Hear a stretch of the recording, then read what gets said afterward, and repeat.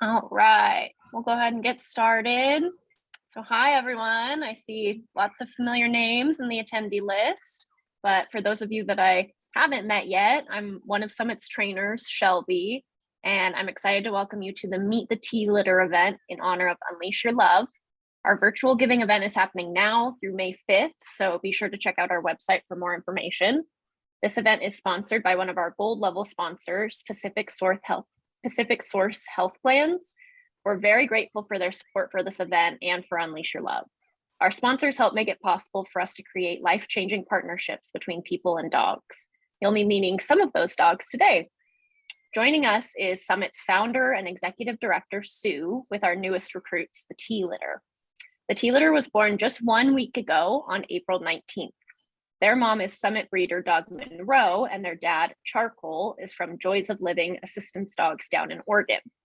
This litter of puppies was planned as a part of our participation in the Assistance Dogs International Breeding Cooperative.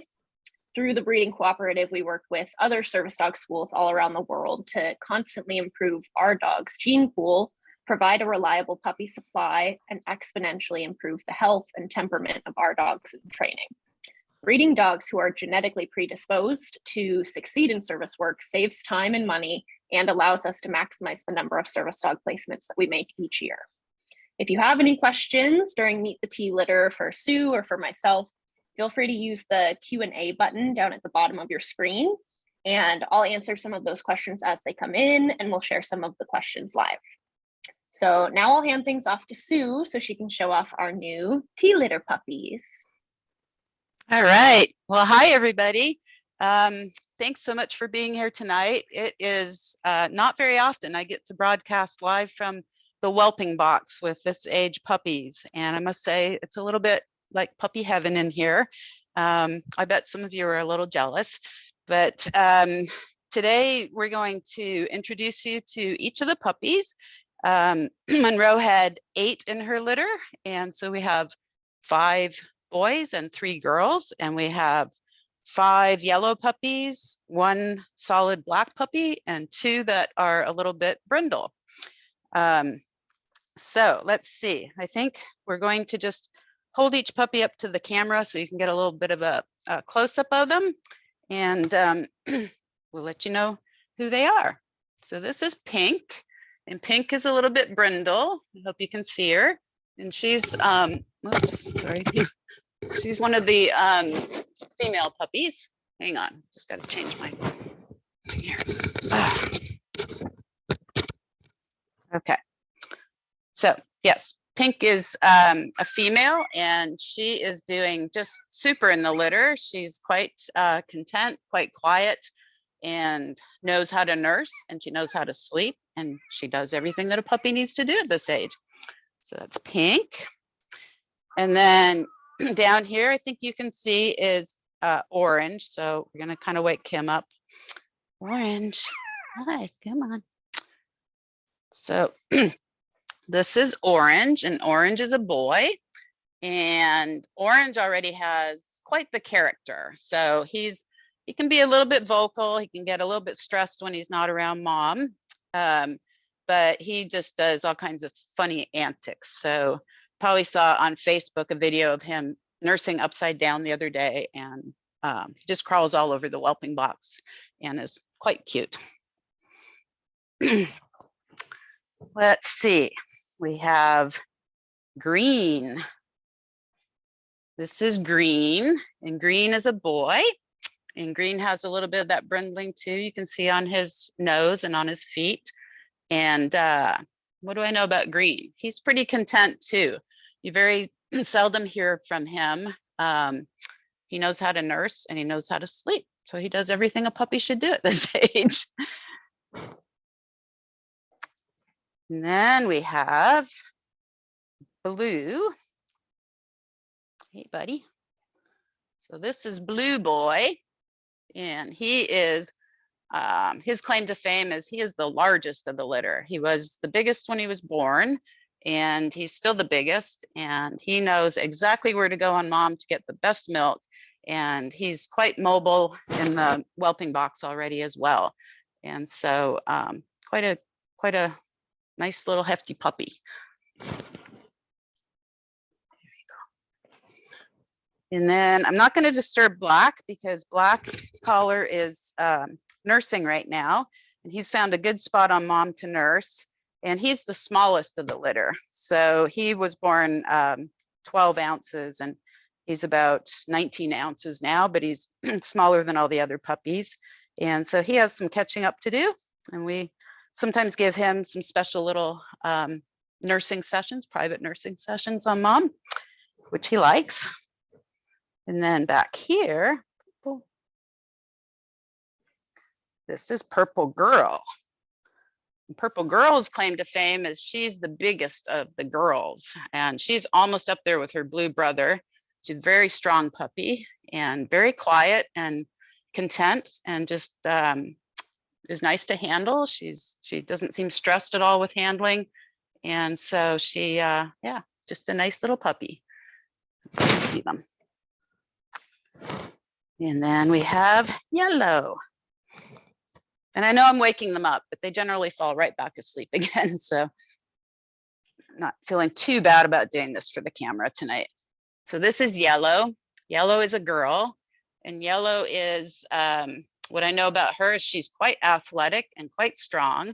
She came home from being birthed and she's just all over the place. And so, yeah, very healthy, strong little puppy like her. And Brown is nursing over here, so I'm not going to disturb him either, but he's doing great. He's the lightest colored puppy. I don't know if you can see, but he's almost kind of, whitish. And so be curious to see what he grows into color wise. And I think, sorry, adjust this again. I think that's it, the 8 puppies. We cover them all? Yeah. We have one question in the Q&A box.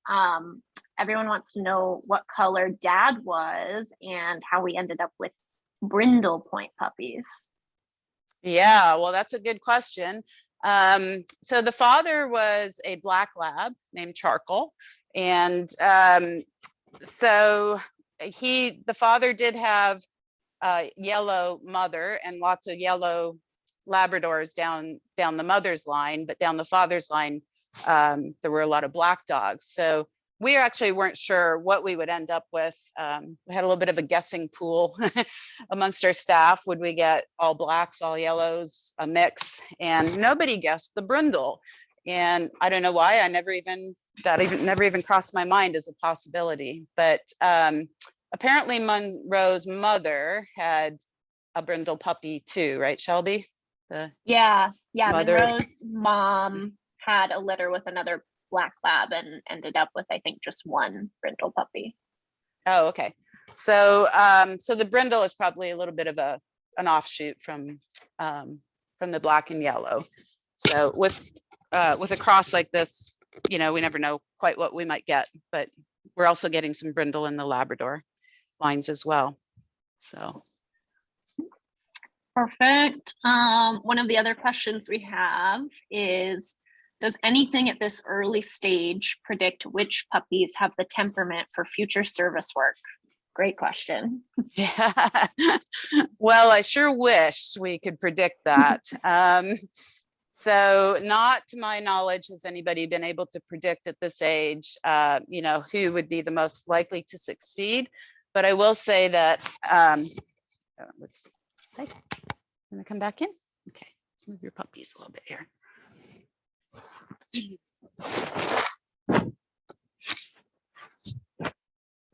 Monroe, here. There you go. Okay. So I don't know that anybody's been able to predict at this age who would succeed as a service dog down the road. I know that personally I'm kind of tracking certain markers. So, what I talked about with each puppy, when I say they're quiet and content and know how to nurse and know how to sleep, and we seldom hear from them. That's something that I'm just personally paying attention to see how those dogs grow up, because I wonder if in those first few days of life, if the puppies that seem to have an easy time getting their needs met and don't seem stressed or anxious, if that will carry through to adulthood. But that's just a personal thing that I'm tracking. I don't know of any scientific evidence, that that's the case. So. Cool. Let's see. One of our other questions is about Monroe. We have one question asking if she's a lab, and she is a golden retriever. And someone wants to know where Monroe came from. Yeah, so Monroe actually came from Australia. So I had quite the trip here, and we bought her as a 10-week-old puppy along with her sister Splash. And we bought these dogs from Australia specifically to get our breeding program kind of off to a start. So these dogs come from long lines of service dog and guide dog stock back generations. And so we felt that they would have the highest chance for success, seeing that the generations before them had been bred specifically for this work. And they bring to our country, they bring some genetic diversity as well. So a lot of the dogs from Australia are being bred with like English and European lines. And so they're kind of valuable at this point to the cooperative, just because we have genetics that we don't have so much in America right now. So that's where she's from. Cool. Okay, let's see. One of our questions is, what kind of health checks are performed on the moms, and at what age do we determine if and when they should be bred? Yeah, so we do pretty extensive health testing on all our breeding stocks. So the dogs all get a yearly eye exam, a dilated eye exam, to check for any defects there. And then they all have x-rays of their hips and their elbows and even their shoulders to make sure we don't have any signs of hip dysplasia or what they call laxity in the hips, which would indicate that the dog might be more prone to hip dysplasia. They get a heart echocardiogram, and we also do a genetic panel to test for all the diseases that are common to the breeds that we're breeding. So there's a Labrador panel and a Golden Retriever panel. And so we take all that information, and the dog basically needs to really pass all those exams before they're considered for breeding. And then we also look at, of course, the temperament of the dog. So we don't want to breed dogs that don't have a temperament that we would want for service work. And so they all go through a behavior evaluation as well. We usually do the behavior evaluation about 14 months of age. Their health clearances are usually done by 18 months of age, and they're usually bred around 2 years of age. Okay. And right now, are the puppies staying at a house, or are they on the training campus? So the puppies are at a house. They're at my house. And yep, so I have a room dedicated for the litter, and they will be here until they're about 8 weeks old. So some of our litters are raised, they're whelped, either here at my house or at our cottage over on Whidbey Island. A lot of our litters have gone to a litter raiser, Jody, over on Orcas, and she will often take the puppies from the time they're 2 weeks old until they're 8 weeks old, and do all the that early work with them. And the heavy lifting work, I will say, is once they turn about 2 weeks old and start, needing to be sort of potty trained and lots of socialization work with them. But this litter will be staying here. And what's involved in the care for a new litter? And when do they go out to their puppy raisers? So caring for a new litter at this age is actually pretty easy, other than the fact that you don't get a lot of sleep.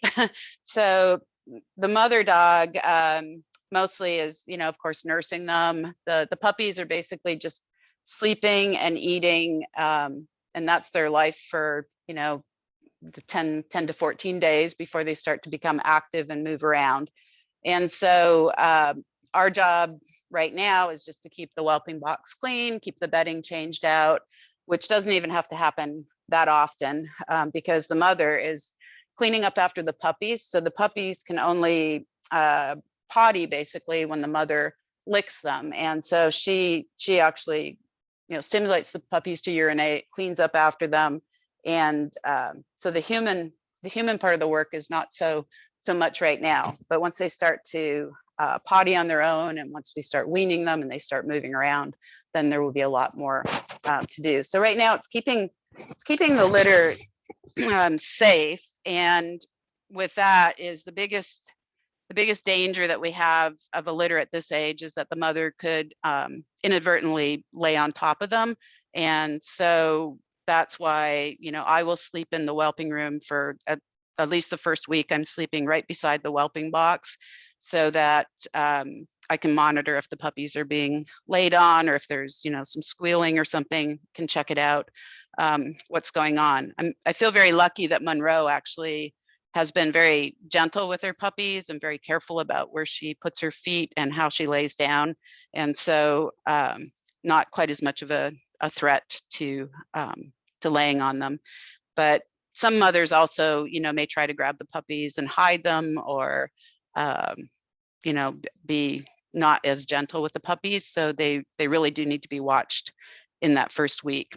And especially Monroe had a C-section. And so when we first brought the puppies home, she was actually kind of afraid of them. And so she did allow them to nurse, but her mothering instinct didn't really kick in until about day 3, where she started licking them and really caring for them. And now she's just like super mom. So we're really lucky with that, because not all dogs that have a C-section, it goes quite that easily. Cool. Good job, Monroe. Let's see. Are there any differing characteristics between Goldens and Labs, and why did we choose to do a crossed litter? Yeah.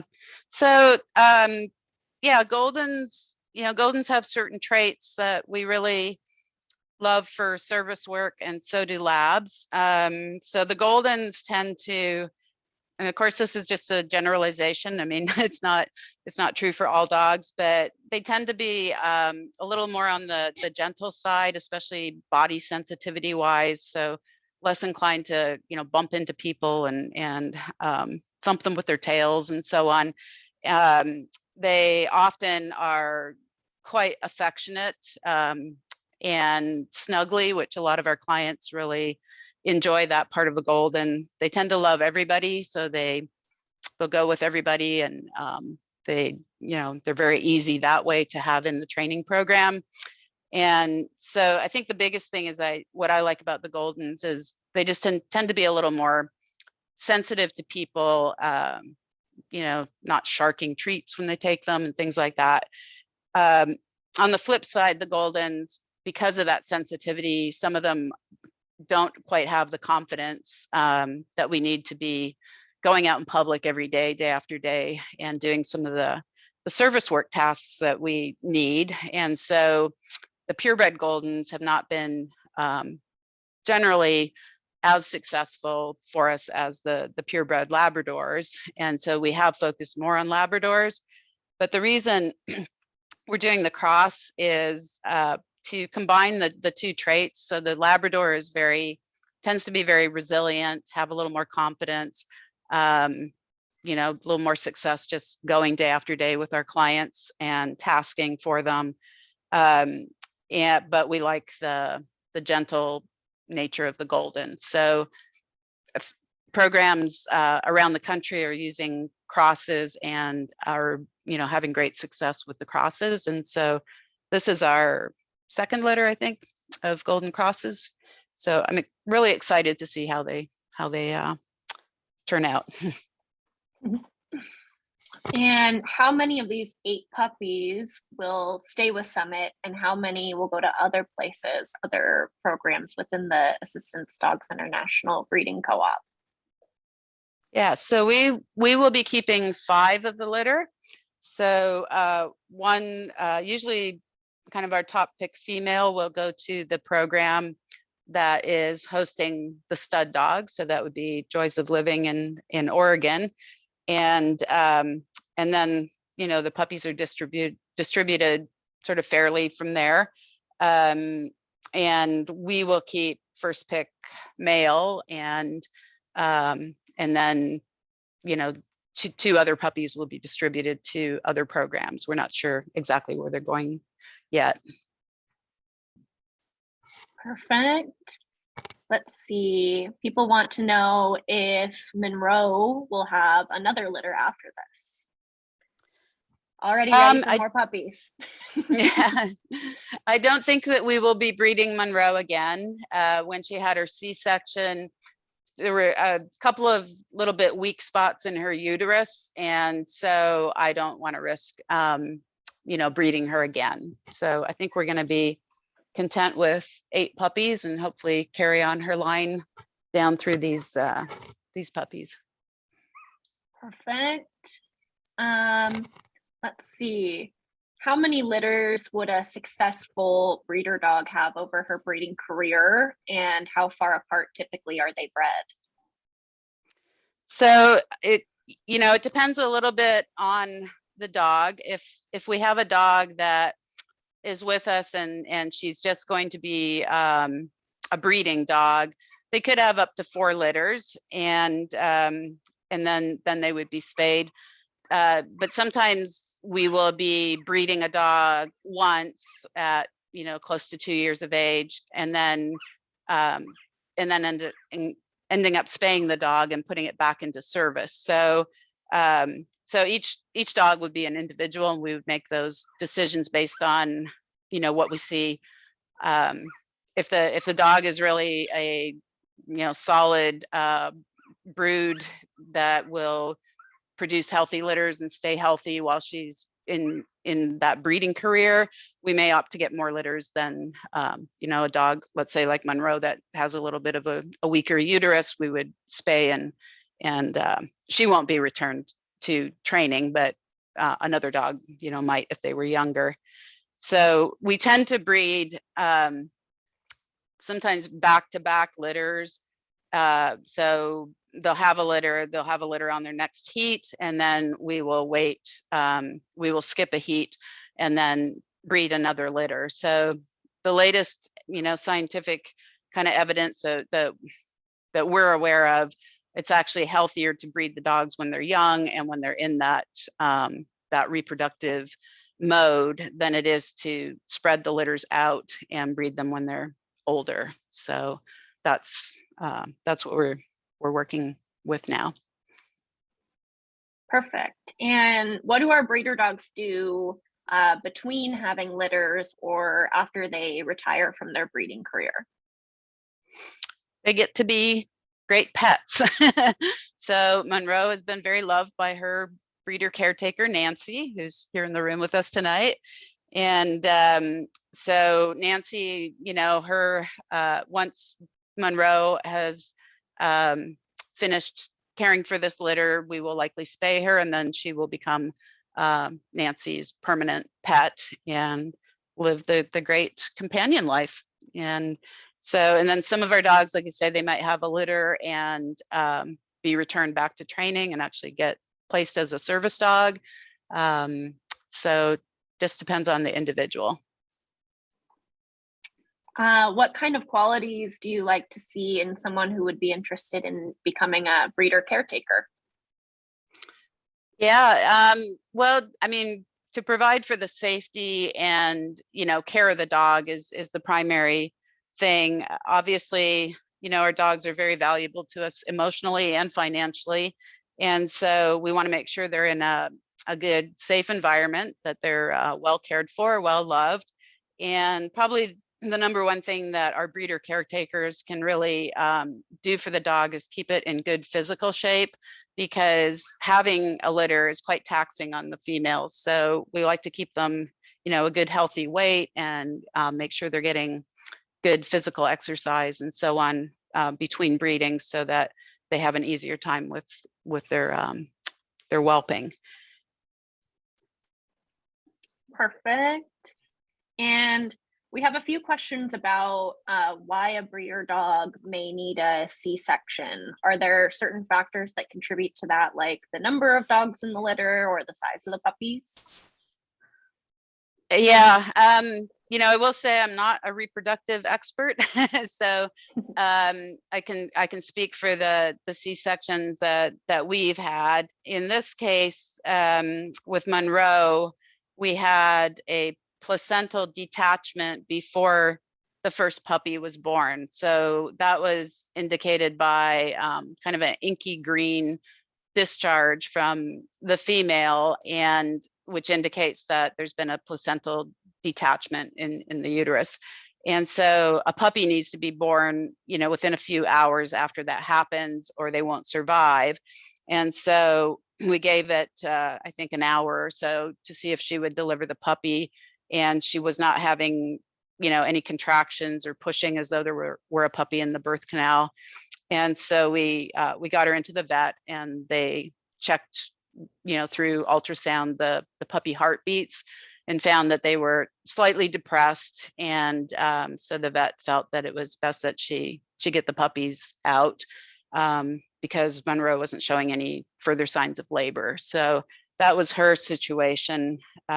We have had a puppy that was too large, so female couldn't push the puppy out.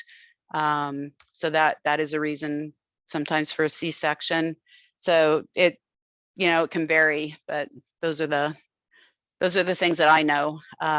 Sometimes the dog just doesn't go into contractions and further labor, and so that's what they call uterine inertia, or something like that. And so then labor needs to be induced, or the puppies need to come out by C-section. Nice. Okay, let's see. We have some developmental questions. We want to know at what age do the puppies open their eyes and their ears? So most of the puppies they'll open their eyes between 10 to 15 days. So usually you'll start to see the eyes opening around 10 days, and then by 15 days, they're completely open. However, the puppies, even though their eyes are open, they actually have very poor vision, so they can't see distances and so on. So that eyesight will be developing really until they're about 6 to 8 weeks old. But yeah, eyes open 10 to 15 days, and then ears are usually just a little bit after that. So, 12 to 16 days. And it's the same thing. It's a gradual process. So it's not like, oh, one day the ears are open. And so that will happen over time.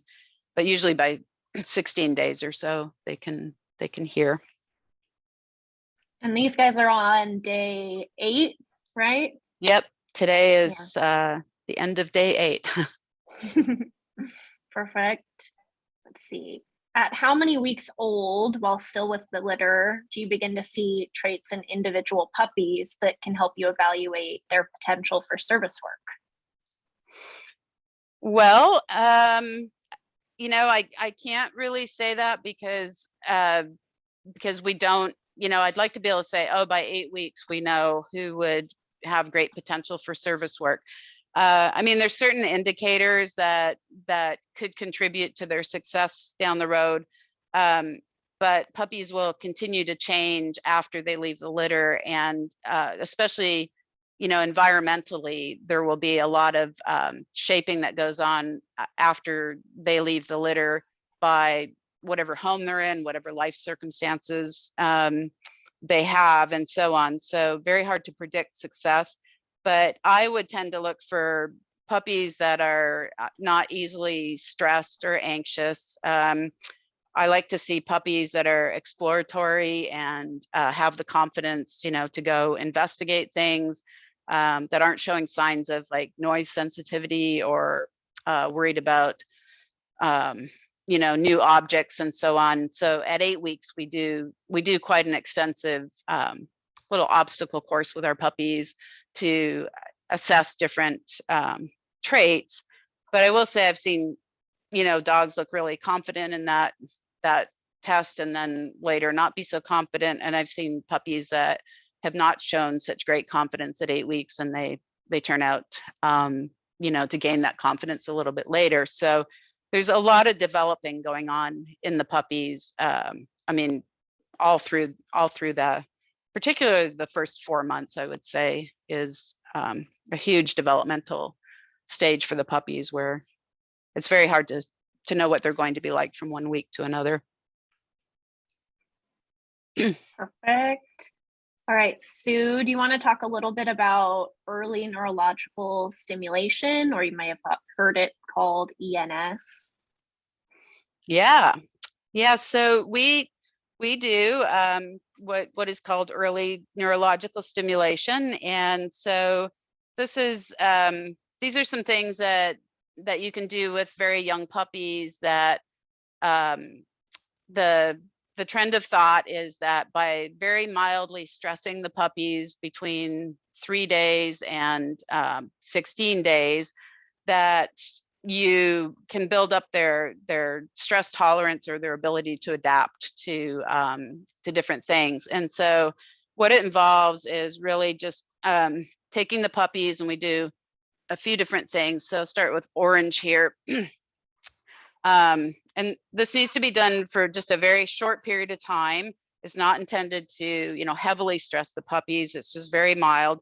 But we will take and just hold their heads down a little bit, and you can see how his whole body changed. He stiffened up, and that was not a very comfortable position for him.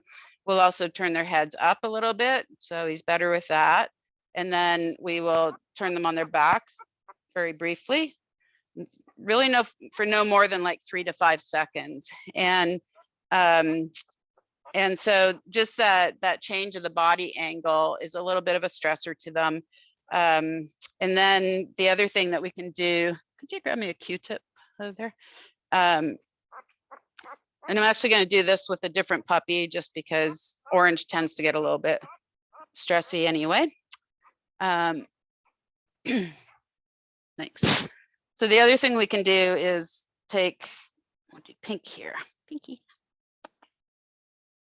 All right. You can take a Q-tip and just gently tickle the pads or between their toes with the Q-tip. So she's a little squirmy right now. So I'm actually not going to do this right now, just because she's, squirming and kind of stressed just being picked up. But you would just take your Q-tip and touch between their paws just briefly. And so that's another thing that we can do, is just a little tactile stimulation. And then the other thing is putting them on like a cold, actually the towel there. Pinky. So we have just like a cold, wet towel that is in the fridge, and you can just put the puppy very briefly down on the towel, and it's just a little temperature change basically, which mildly stresses the puppy, and then I would pick it up, and then you can go back. And so I tend to be a little careful with doing this, especially because, the puppies came out by C-section. The first couple of days were a little rough for them, just, getting milk and figuring out how to nurse and all that. So if a puppy's already kind of going through some stress, just trying to survive, I don't add stress. But once they get comfortable and they're, more able to tolerate that, adding just that little bit of stress to the puppy daily is supposed to help with just producing more confident dogs. in general. So, yeah. Cool. Let's see. Everyone wants to know, when do they get their names and how do we decide their names? Yeah. So generally they'll get their names when they are about 8 weeks of age. And so the puppies that go to other programs, we basically don't give them a name, and the program that receives them will name them. The ones that we keep, we often offer a naming opportunity to people in our Love Unleashed Society, which is our donors who are contributing $1,000 or more annually to our program. And unfortunately, we can't like offer namings to everybody because we don't have that many puppies, but we'll just try and, you know, select some of our longtime supporters or people that are in the Love Unleashed Society and offer those namings. Occasionally, you know, puppy raisers will name the puppies. There's no real, you know, hardcore rules around the puppy naming, but that's how it generally tends to happen. Yeah. And for all of our litters, you know, the same way this is the T litter, each litter will have a different letter, so they'll all have matching lettered names. So look forward to some T litter names coming your way. Let's see. Our next question is, at what age do the dogs typically enter the prison training program? So most of our dogs will enter the prison when they're about a year of age. Again, it depends a little bit on the dog. Sometimes they'll go in younger, sometimes a little bit older, but typically they'll do their rotation in our prison program between 12 and 18 months of age and receive a lot of their intermediate training during that time from the guys there. Perfect. Let's see. Do we see any trends of gender differences in developing puppies, either physically or personality wise? Yeah, I would say physically, you know, the boys often have a tendency to be a little bit larger, sometimes taller, not always, but as a generalization, I would say. So, you know, personality wise, I get asked that question a lot, and I can't really say that I see that much difference. I should say I see a little bit of a difference maybe, but I don't necessarily see a difference that makes them, you know, more likely to succeed as a service dog or not. So the boys, when they hit adolescence, are, you know, tend to be pretty easily distracted and highly just, yeah, a little unruly, and go through a period of a lot of, you know, scent distraction and so on. So I feel like the males can be a little more challenging to raise through adolescence, but once, you know, it's all said and done and the dogs are mature, I would say the boys and girls, you know, equally make great service dogs. Perfect. Let's see, we You have guys a see puppy them raiser. nursing? Yes, I can hear some Yeah. little squeals. We have a question about puppy raising. So these guys will go out to their puppy raisers in probably just a couple months. So what kind of qualities do we look for in our puppy raisers? Well, I would say you know, one of the number one qualities that we look for in people raising our dogs is that they're committed to positive reinforcement training, first of all, and really eager to learn about behavior and training of the dogs. Secondly, I'd say, you know, providing, well, I shouldn't say first or second, actually probably first is providing a safe environment and having the time to, you know, to work with the dogs and not be leaving them at home for 10, 12 hours. So our puppy raisers, if they're committed to, you know, young puppies, really do need to be home quite a bit. we really like people to come to our training classes so they can further their education in dog training.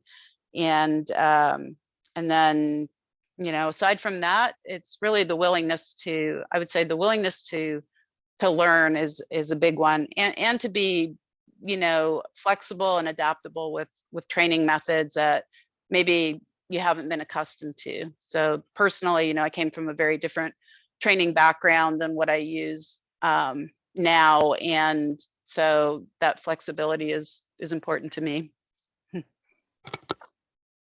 Yeah, all about positive reinforcement training. Let's see. One of our questions is, what's the most important thing that we can provide puppies at this age to help them become confident adults? Yeah, I would say the most important thing we can provide them is a good, confident, relaxed mother dog, because, you know, the mothering at this stage is so important to the puppy's well-being, and especially as the puppies are maturing. If you have a dog who is confident and relaxed themselves, it's going to make a big difference in how the puppies interact with the world and with people. So I would say, you know, that's probably the number one thing in my mind is, you know, hopefully the mother is a great dog for that. But then we can also provide, you know, a lot of different things to help them build confidence. And so one of the things that you see in the whelping box right now is, you know, these toys, which partly are there for decoration, but more so the puppies, you know, interact with the toys. And so we will try to put, you know, starting now this week, we'll put new toys in the whelping box every day to just to help them interact with objects, even though they can't see them or hear them. Just, you know, the more things they're exposed to, the more their neurons develop, and you know, the more confident they will be. So another thing that I like to do at this age is we have these little surface tiles. And so I think you can see here, this is like some pine cones, and we'll leave these tiles in the whelping box, or here's one that's like a honeycomb pattern. And yeah, just little knobby things there. And so when I'm not taking up so much space, these would get spread, you know, through the whelping box. And as the puppies move around, they'll encounter these different surfaces. And so that again just helps them, you know, develop into dogs that can handle different textures under their feet, which is really important for us because we sometimes get dogs that, you know, balk at like a grate or something in the sidewalk that they don't want to walk over. And so it's important that they be comfortable on all kinds of surfaces. Then, you know, that's mostly next week will be things in the whelping box. But then as they mature, we will add all kinds of other props, you know, things for them to climb on. We have things that make noise. We have things that hang overhead in the whelping box. So they get used to, you know, things like flags hanging over their heads. And of course, a big critical thing is that they get introduced to all kinds of new people. So starting, you know, week 3, 4, we'll have lots of different people coming in to handle the puppies. And also as they get a little bit older, bringing in, you know, some new dogs besides the mother dogs. So they have exposure to hopefully some different breeds and you know, different dogs of their own species, but that may look very different than they do. So socialization is, you know, is the key thing here between 3 and 8 weeks when they leave. Actually, between 3 and 16 weeks is what's considered a critical socialization period. And that's where these puppies form, you know, lifelong connections with things. So if they're exposed at that age and they have a positive experience with, let's say, new people or children or other dogs, that will tend to stick through their adult lives. And conversely, if they have a negative experience, so let's say, you know, they get growled at by a dog or snapped at by a dog, and they're at that young, impressionable age, that could play pretty negatively, you know, when they start to mature into adults. So lots of things like that. On the topic of socialization, how much influence do you think puppy raisers have on the success of a dog as a service dog? Well, I wish I could answer that. I would say there's definitely an influence, but I would also say that the genetic influence on the dog is very strong. So I'm a believer that, you have two influences. You have the genetics, that the dog, what the dog is born with, and then you have the external influences, which is the environment that the dog grows up in. And I think they equally impact what that dog will become. So I kind of tell puppy raisers, like, okay, don't take it too seriously when your dog does not graduate. It's not a reflection, necessarily on your raising of the dog. The dog may just genetically, not have what it takes. And people need to realize, so few dogs that go through programs actually have what it takes to graduate. So there's more dogs that get released and go into pet homes or other working homes. And then conversely, if your dog does graduate, that's great. And we want to give you a good pat on the back, but you were a part of it. You might not have been all of it. You might have gotten, the lucky straw that that you got this dog that was sort of born to become a service dog. So yeah, that's my answer. Yeah, as Summit's former puppy raising program coordinator, I've definitely seen, some puppies go out to inexperienced or first time raisers and go on to graduate. And I've seen puppies, go to very experienced, repeat raisers and end up being career changed. It really, yeah, like Sue says, there's kind of luck of the draw involved in that. Okay. Yeah. And I think having recently raised, a puppy that didn't make it myself.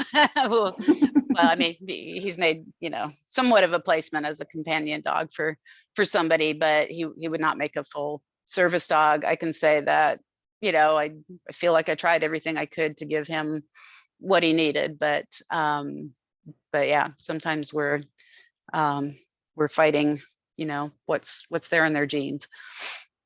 Yeah. Okay. We have one last question that I like that I think we'll end on. We have one question about, Sue, your history being the founder and the executive director of Summit, and what inspired you to start Summit Assistance Dogs. So I've had a lifelong love of, animals from the time I can remember as a child. I spent a lot of my, early years doing training of different animals, horses, and then later dogs.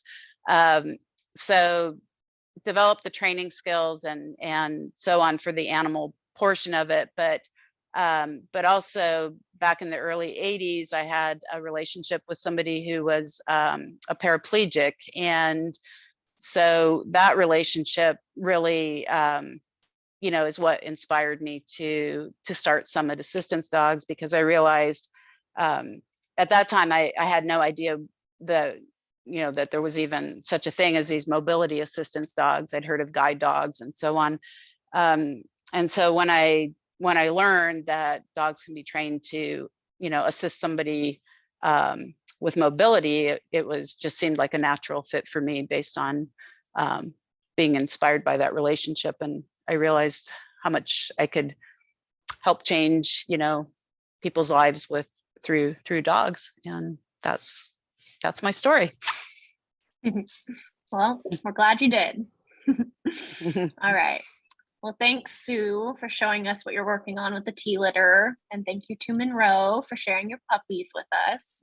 If you have a question that wasn't answered, please feel free to reach out to us on our website or by email so we can get you the information that you're looking for. And if you haven't already, make sure that you mark your calendars for our Unleash Your Love virtual giving campaign finale, which is on Thursday, May 5th at 6 p.m. You can watch the finale directly on our Unleash the Love website, which is linked in our chat box right now, or you can find it on our website too. So yeah, thanks for joining us. Thanks for attending and helping us on our mission to create life-changing partnerships between people and dogs. We're very glad that you joined us tonight. Yeah, thanks everybody. You can support this little guy on his journey.